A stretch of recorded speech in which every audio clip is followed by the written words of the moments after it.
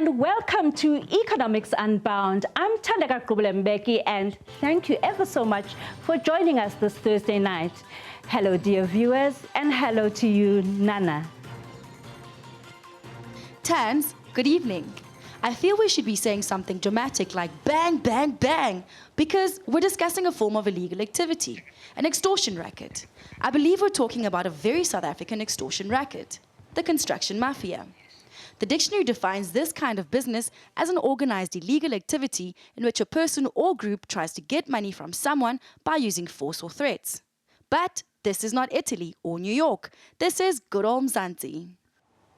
Yes, Nana, this is your textbook shakedown operation Mzansi style. But the basic structure of the illegal operation is to gain benefits through coercive means or through the threat of violence. In most countries, this is a criminal offense, as it is in ours. Thandeka, I understand the pictures of the operation of the construction mafia in South Africa look like pics taken by a war correspondent. The South African racketeers walked onto construction sites and demanded 30% of the value of a tender or project. Often, there were billions of rands involved. They approached the construction site brandishing guns and throwing grenades. Sometimes, they demand massive payments and say that they do this in the name of the interest of radical economic transformation. They inflict pain and suffering. Nana, I read that the term extortion is often used metaphorically to refer to usury and price gouging. It is basically a form of blackmail, Nana. This is systemic extortion on a regular basis and has also been called extortion racketeering. These attacks on large construction sites occur very frequently in our country. Our colleague Peter Ndoro caught up with Lester Mfebe, a developer who's written a letter to President Ramaphosa, complaining about the construction mafia and its activities in South Africa. This is what Mfebe told the SABC recently. Please listen in. Webster Mfebe, who's the CEO of the South African Forum of Civil Engineering Contractors, has written an article about a group calling themselves Construction Mafia. Now, they allegedly threaten construction site managers to give them contracts. For more on this, I'm now joined by Mr. Mfebe himself. Thanks so much for joining us. Welcome to the program. Thanks, Peter, and the viewers. Hearing this term, Construction Mafia, sounds quite incredible and almost the plots of telenovelas. How did we get to this?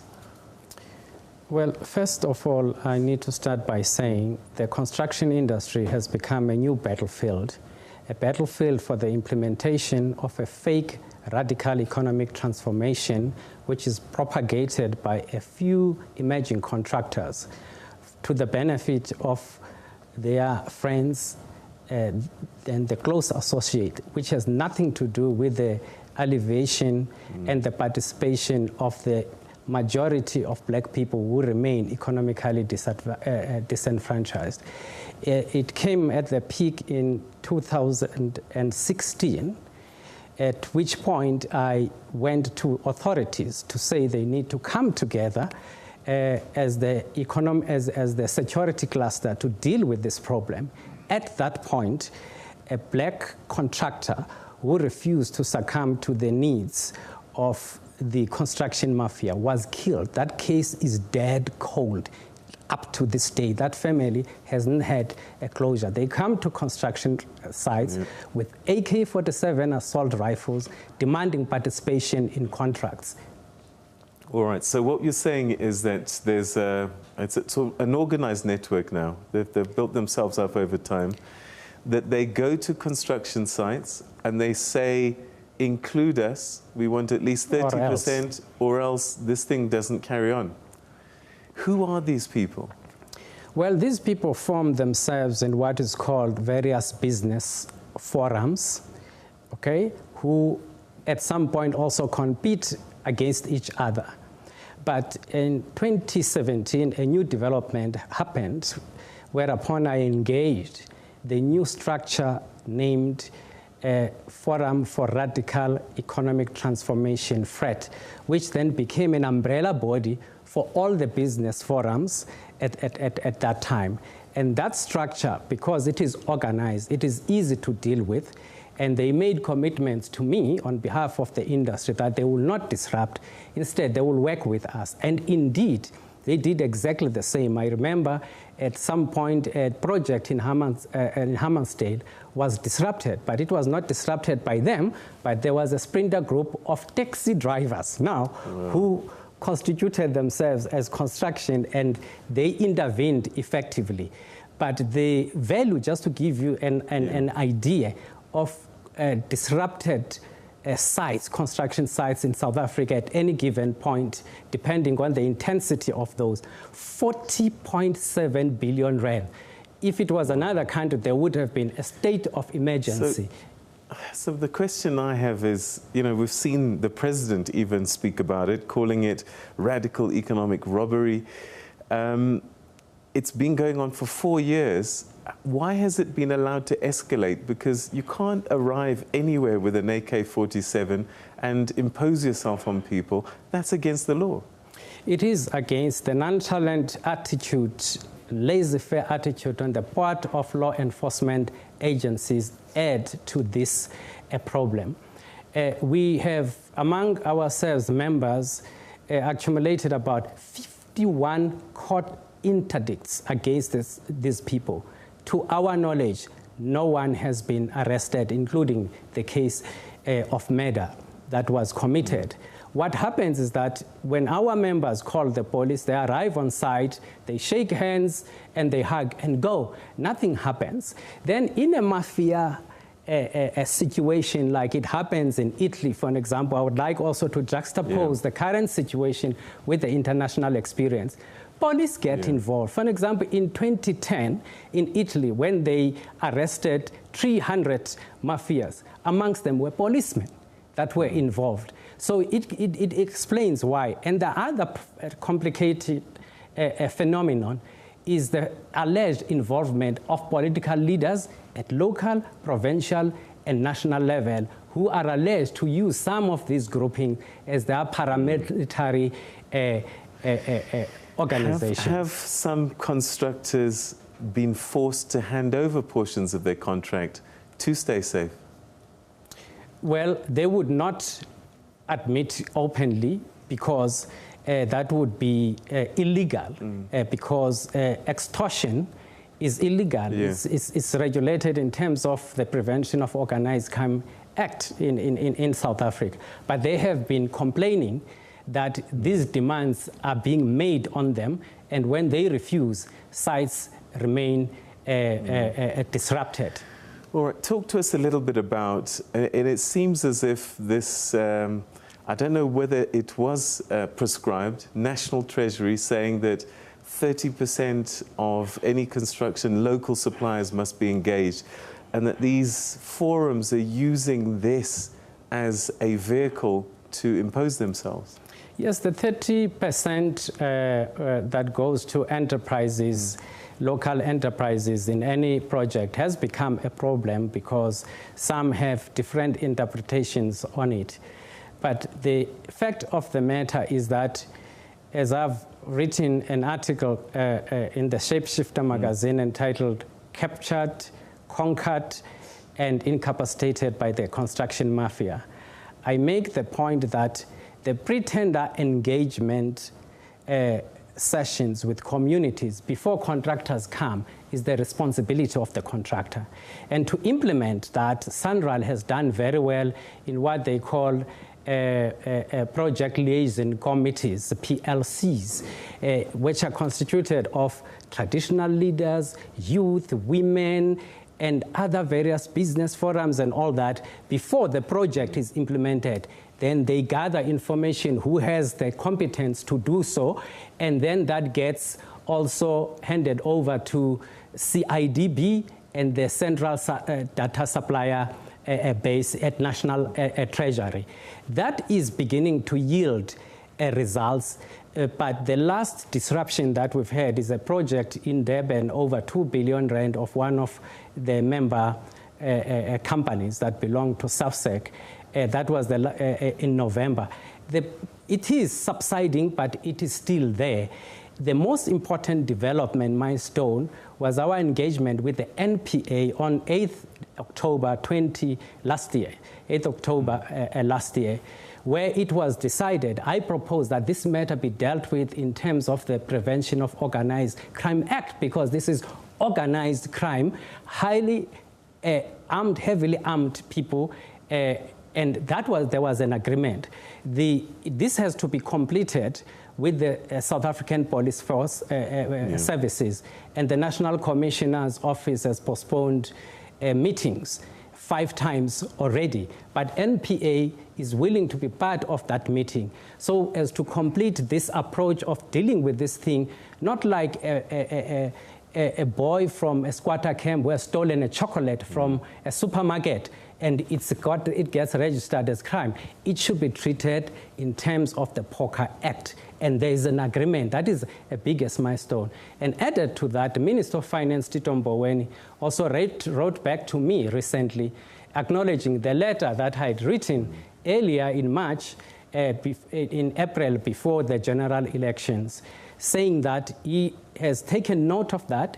He is worried about what is happening in the construction industry. It is important, and he has escalated this matter. He will escalate this matter to the cabinet security cluster accordingly. And the president also pronounced on this as well, to say at a particular time he will meet with the industry. We've run out of time, but I can't help asking, have you been threatened yourself? No, I've not been threatened, and I do not take kind to threats. I've been engaging directly with the business forum, and the engagement has been fruitful and respectful. All right. Mr. Mfebe, we're going to have to leave it there, but I do think we probably need a follow-up conversation to see just how far these things go. But thanks so much indeed for bringing this to our attention.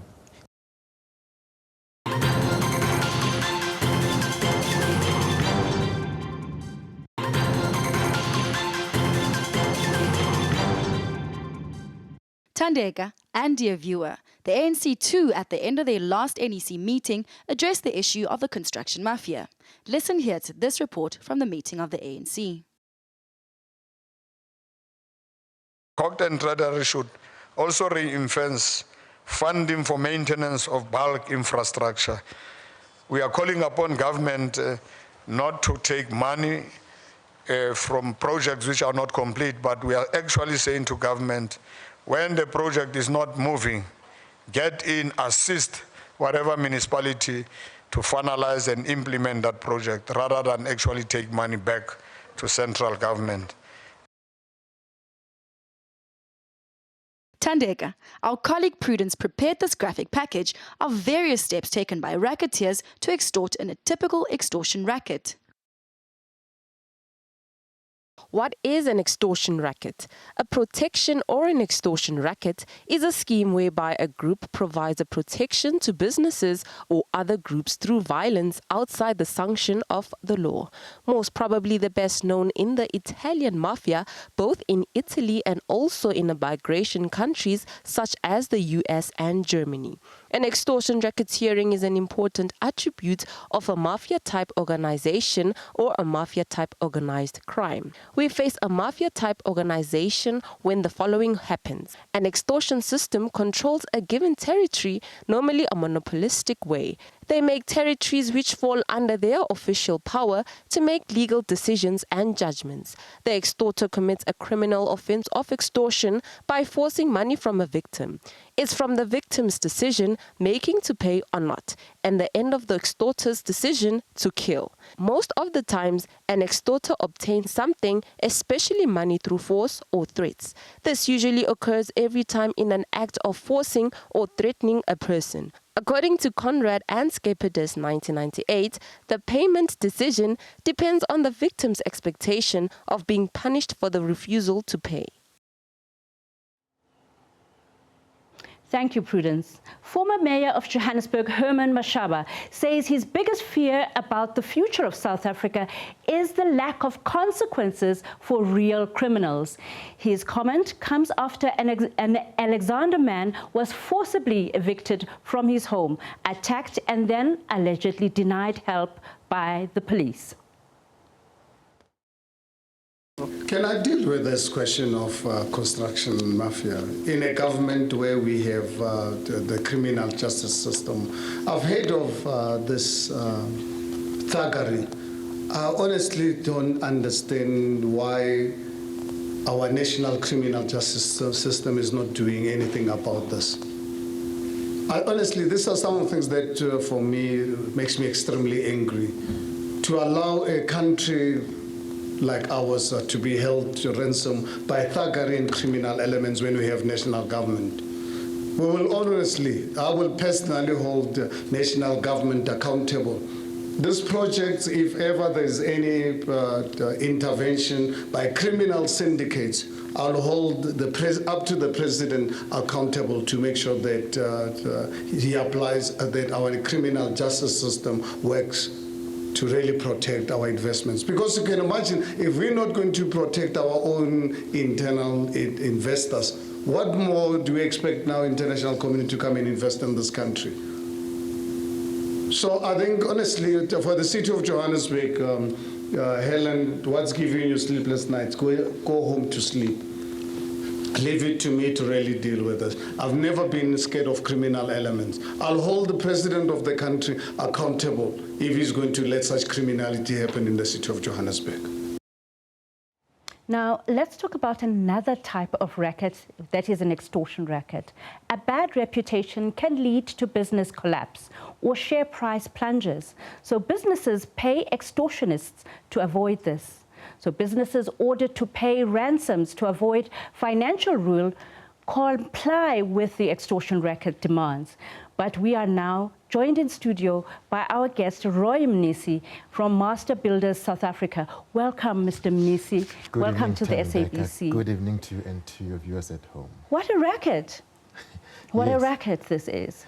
Yes, it's very bad, and I must open by indicating that I am very sad that I had to come in 2020 talk about the very same problem, the very same challenge that our industry has been facing for quite a number of years. It's so disappointing. Apparently it's intensified recently, but as you could see in that interview with my colleague Peter Ndoro, it's been 4 years of this stuff.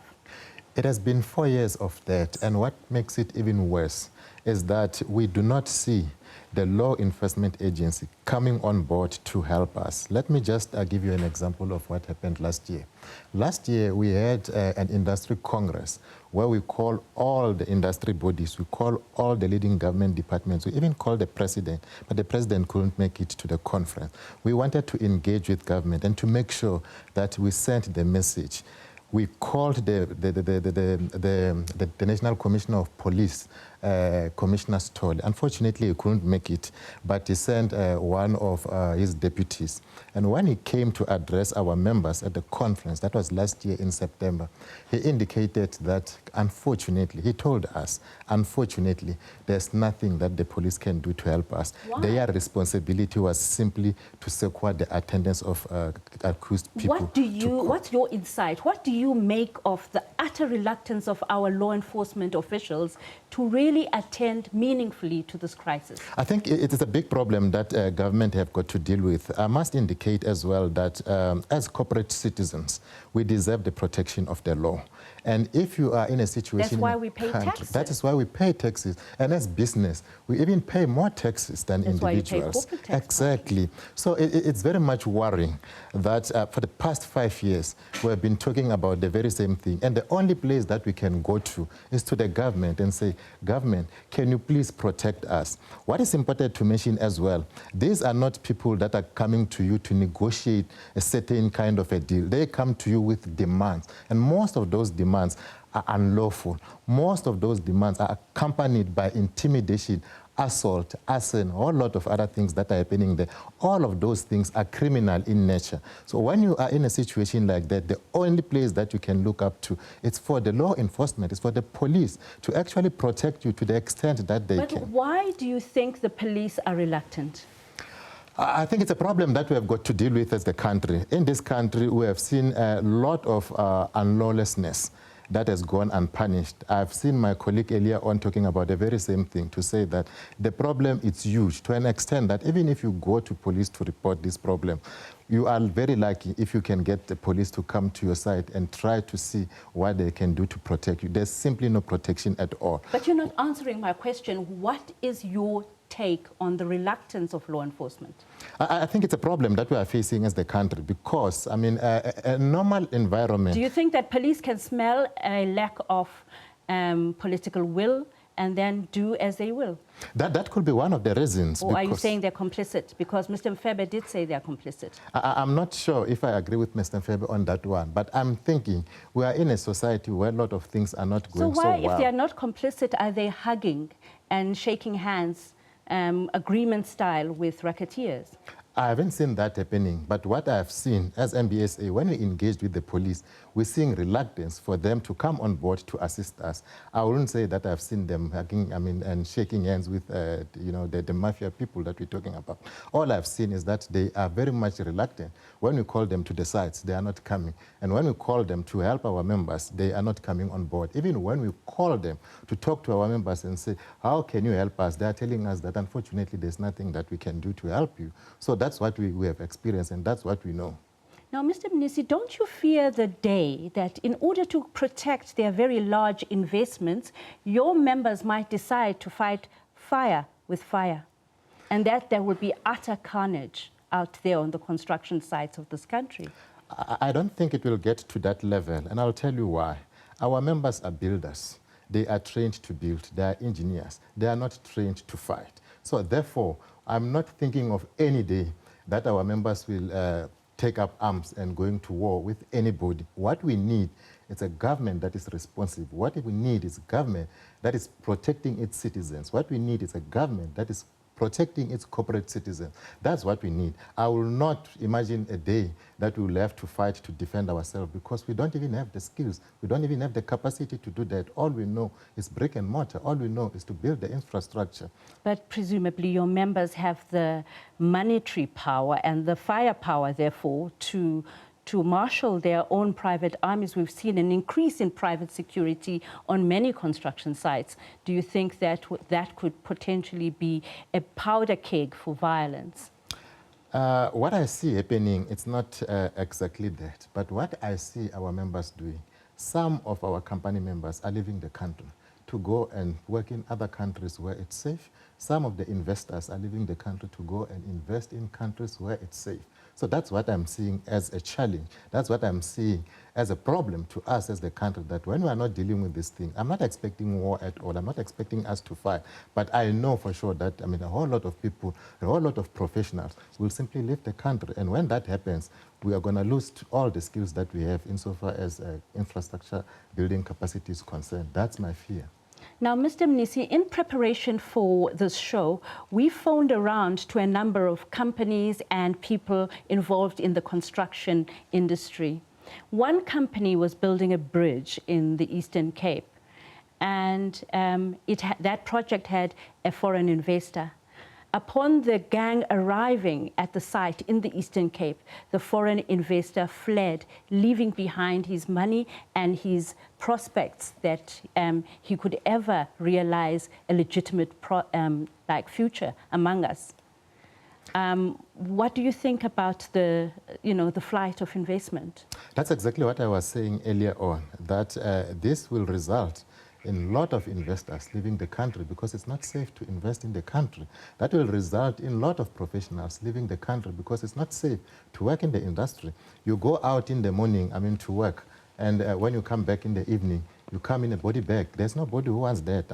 All professionals are scared. So it's very difficult to work in an environment like that. As I said earlier on, the solution is not to fight fire with fire for us, but the solution is to continue to engage with government to make sure that all agencies that are responsible for security in this country and law enforcement do what they are supposed to do. And if we can achieve that, I am sure we'll solve a huge percentage, 90% of the problem that we have.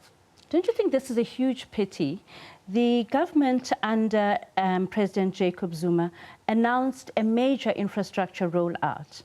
It was almost unprecedented in post-apartheid South Africa. That was followed by when the President Ramaphosa announced the stimulus package. He announced that we would be spending more on infrastructure. So your members must have anticipated great returns from building this country up. And then what happens to those returns, and what happens to the government infrastructure rollout under these circumstances? The problem with these announcements, I must say, year on year, we come together to listen to the State of the Nation address. The last one, last year, President Ramaphosa announced Infrastructure Development Fund to the tune of about 100 billion over a 5-year period. And after that, the former Minister of Transport, Dr. Blade Nzimande, highlighted some projects that were coming from Sandra. And after that, last year, we have seen after the general election, Minister Dilin announcing some projects that are in the pipeline as well, including the Salvocop project. But the problem that we have with that, most of those projects are not taking off the ground. Most of those investments are not spent. If you go back 5 years ago and listen to all the announcements that have been made, if you go back to even 10 years ago, all the time, so these are just empty announcements? It does happen to a certain extent, but we don't all spend all the money that has been allocated for infrastructure development. That's the reality. And we have seen, I mean, in several instances where departments, those that are responsible for infrastructure development, returning such money back to government because they couldn't actually spend the money to the National Revenue Fund for reallocation. So that is a problem. I think government needs to increase its capacity to actually implement those projects. That is also another area that we really, really need to. So maybe there's a dearth of project managers, but we'll discuss solutions after this short break. Please stay with us, dear viewer.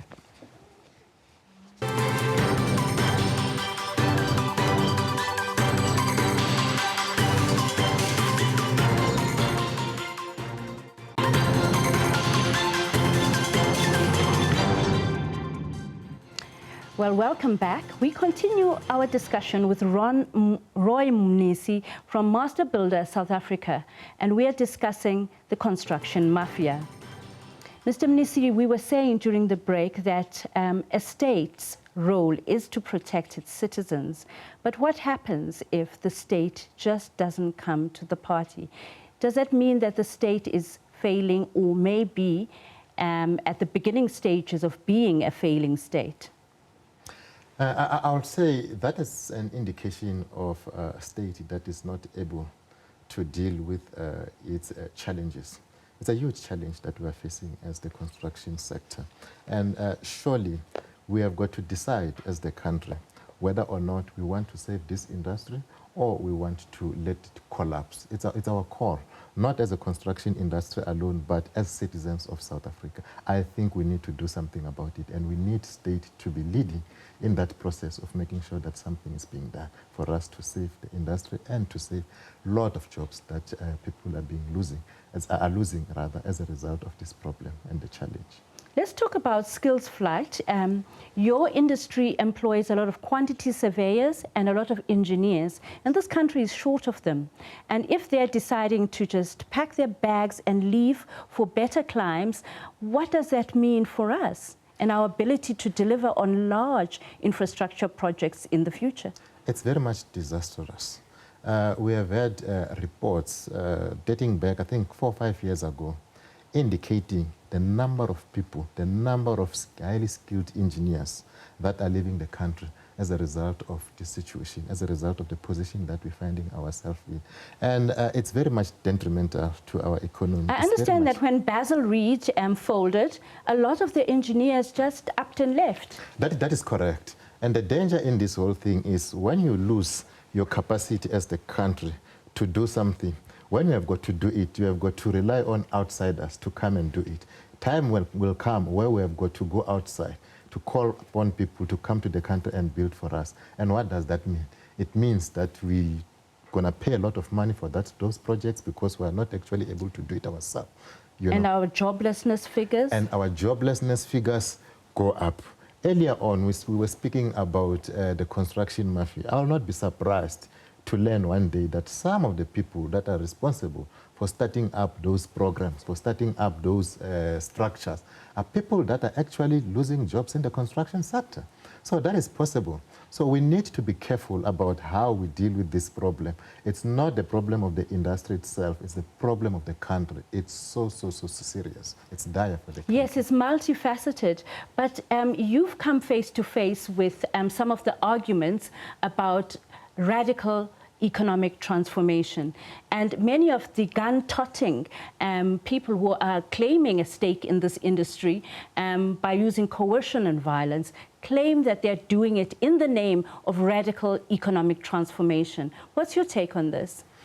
I don't agree with that. We have seen some of these structures, some of them, indeed, you may believe that they are fighting economic exclusion, but a whole lot of them are masquerading as champions of fighting economic exclusion. Because if you're fighting economic exclusion, there's no way in which you can employ violent tactics to deal with that. You will employ strategies like engaging with government, engaging with the industry, and we have seen some people doing that. I think that works. But when we have got people that are coming with guns, burning cars, burning vehicles, threatening people with violence, shooting people, but Mr. Mnisi, the world over, and the research indicates that in migrant communities, in established countries like the US and in established cities like New York, feel the sting of economic exclusion. They then take to extortion rackets or protection rackets. This has happened in many Chinatowns in the US, especially in New York, and this has happened with Italian migrants coming into New York and trying to establish a foothold in the city's economy. Would you say that we need to pay attention as a country to economic exclusion in order to more sustainably address this issue? We definitely have to address the challenges of the past. And in this country, we have got layers of legal framework that guide us as to how do we go about doing that. It's very clear, and all of us are aware about it.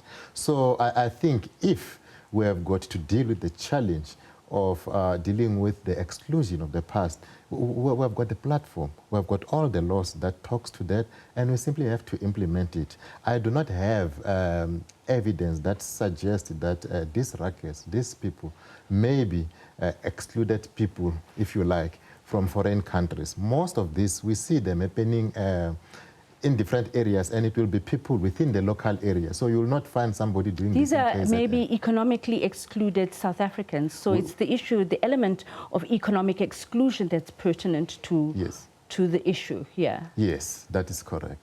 That will be, you know, the local people. Because it's happening, you will not have, like I was saying, you will not have somebody coming from KZN coming here and say, I want 30% of this project. It will be normally people around and say, what's in it for me? I need to be Could this problem perhaps be related to the many different failures of the Black economic empowerment project of this country? I wouldn't say that, because most of the people that we are seeing, you will find people that haven't even owned a construction company, for example, coming and claiming 30% of the project. If it was people that are on the system, they are well known that, okay, this contractor in Pretoria, for example, there's a project. He's not happy about the situation that is not included in there. The debate will be going somewhere else. But these are people that will come. I mean, they will say, give us anything to show that, I mean, it's people that are not in the industry to start with. It's not people that are excluded from the economic participation within the industry. A person will come and say, give me anything that you can. You can give me security, you can give me painting, you can give me bricklaying. So quite honestly, it's not about it's just sheer criminality. It's sheer criminality, because we have got to know something. When we demand that, we have got to say, I am a plumber. You know, I can do plumbing work within the area. If you want to work in my area, you have got to talk to me as well. That is a debate. That is an understandable debate. But if you come and say, give me anything that you can, in some instances, by the way, that I didn't mention, they say, if you can't employ me to do anything that you are doing here, just give me 30% of, you know, the project and I will go. So that tells you that it's not people that are economically excluded. I do not believe that, there's anybody that is economically excluded because we've got systems in the country. Yes, the systems may not be perfect, but the systems are enough to help us to deal with the problem of the past that we have faced. Are you happy with the way our tender system operates? Do you think that it could not perhaps be contributing to this kind of problem? After all, we have to examine ourselves quite thoroughly to find out where we are amiss as a people and whether our systems can be better organized to prevent things like this. I would say that our tender system is not perfect and it creates a lot of problems. What's wrong with it? It is time that we try to reform our supply chain management system within the public sector. There are just a lot of problems. If I want to just give you a few examples of the wrong things that are happening, and some of them under the guise of supply chain management, it's just to refer you to what has been happening at the Zondo Commission. A whole lot of them are related to issues of supply chain management. Tenders. Tenders. I understand somewhere in the north there's even a place called Tender City where people dress up in a particular way and hang out to just apportion money from tenders among themselves. I've heard that exists in Limpopo as well. So yes, it is there. It's happening. What can be done? We need to start enforcing the law as the country. That's our main problem. We're not enforcing the law. If we start enforcing the law, then we'll start seeing a lot of things getting better. There's just a lot of corruption under the current tender system, as you will be aware. And we need to clean up. We need to deal with those problems. And you're saying that the Zondo Commission has been dealing with the outcomes of a lot of the tender irregularities and tender fraud, and yet we have not yet seen any meaningful prosecutions that could possibly signal to the rest of the tenderpreneurs who are doing foul things that things are about to change and that the law is about to acquire its bite. I am confident that the process is still running, and one day we should be able to see something happening. I'm so confident. So we need to give it a chance.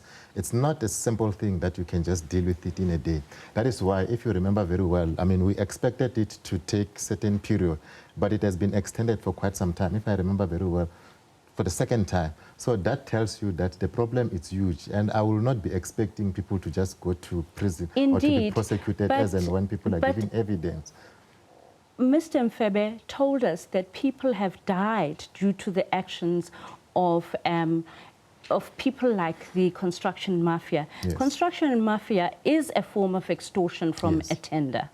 And the whole tender environment, as you said, has to change, and urgently, because one life lost is one too many. Isn't it, Mr. Mnisi? That is correct. There are actually a lot of people that have lost their life, in relation to contracts and tendering and things that relates to that.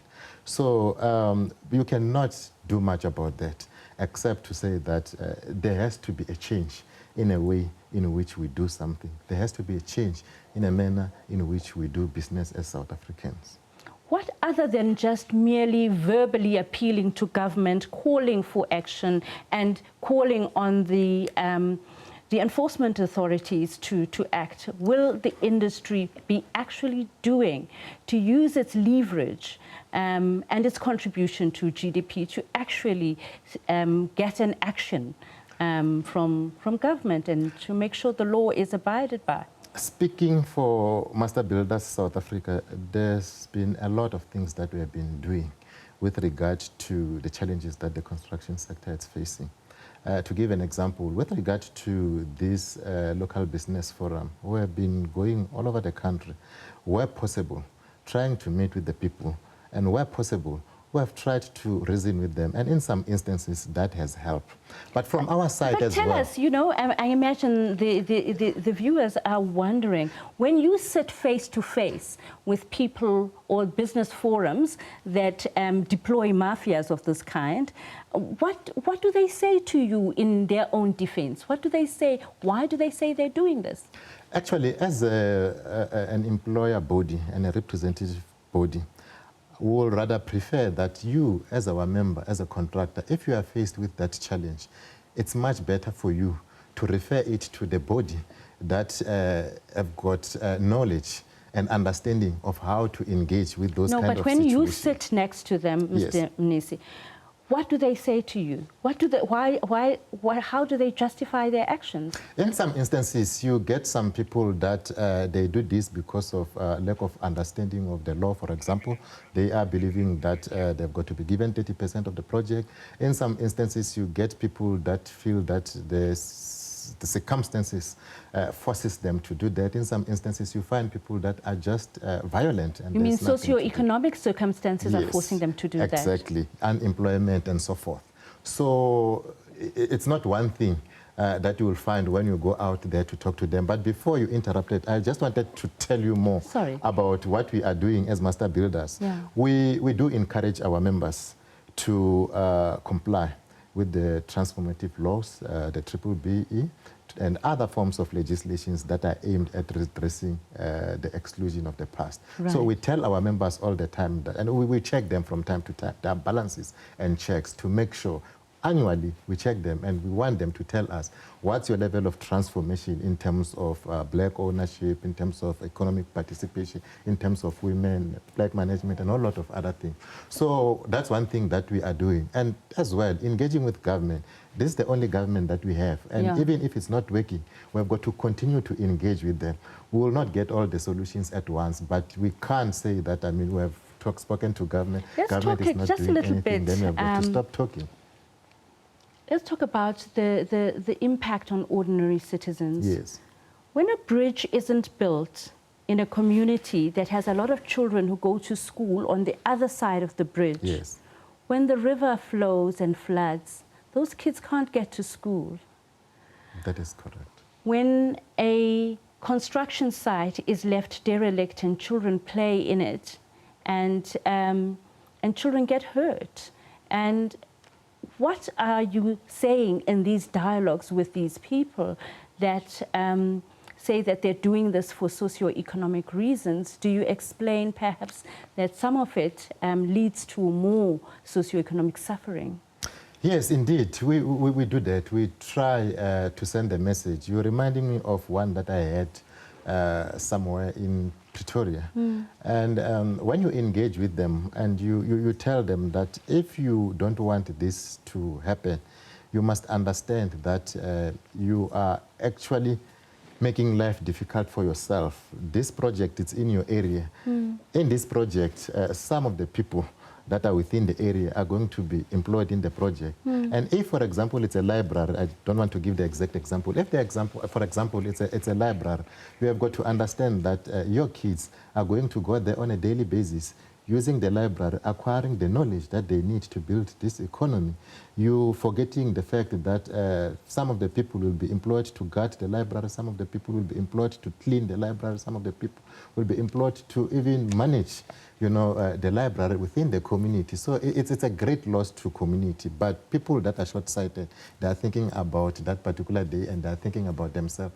They think doing that will help them. It doesn't help you in the long run. It's actually taking a lot from you than you are taking from the system yourself. So we try to speak to them, and in some instances, people understand, but in some instances, you get people that will not understand that. So it's very, very difficult. It's very, very challenging. Something has to be done, like I've indicated earlier, or we have got to do something as the country. The way we are going, I do not think we're building anything. It's such a pity that it's happening in the industry that is assigned to actually develop the country, to propel infrastructure development and make us a better society. And infrastructure crowds in economic investment. That is actually very bad. It's like criticizing the farmer with food in your mouth. I never thought of it in that way. But as we wrap this show, if you were to say 5 things to the state, what would you say? I think number one, the number one problem that we have, it's not the one that we have been talking about. The number one problem that we have as the construction industry is lack of work. There's no work.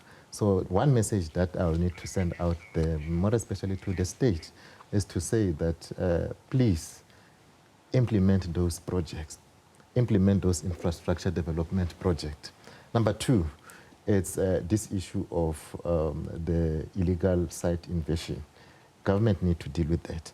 We, as the members of the public, need to deal with that. We need to understand as the society, we need to understand as the village, we need to understand as a particular township that when there's a project in our area, we're actually benefiting in so many ways rather than just being part of the brick and mortar process of building. We need to deal with that problem. Number 3, we need to deal with the issue of not paying contractors. That's one of the biggest challenges that we are facing as the construction sector. We are not being paid for the work that we do, including by government. So that needs to be done. And we need to fix some few things like ESCOM. I mean, we've got unacceptable load shedding. I can imagine if you were a property developer somewhere, would you go to a place knowing very well that, okay, that you're going to be stopping now and then, your man hours are limited? You know, it's so difficult. So those are some of the things that I think we need to deal with urgently as the country so that we can begin to build our economy, which has collapsed in my view. Indeed, Mr. Mnisi, we must urgently rebuild the economy that has collapsed. I must say, I really learned a lot from you about this construction mafia problem this evening. And that's all we have for tonight. Good night. What a sobering conversation. I believe our lawmakers must act and our law enforcement must do more, as Mr. Mfebe has pleaded with President Ramaphosa. Good night.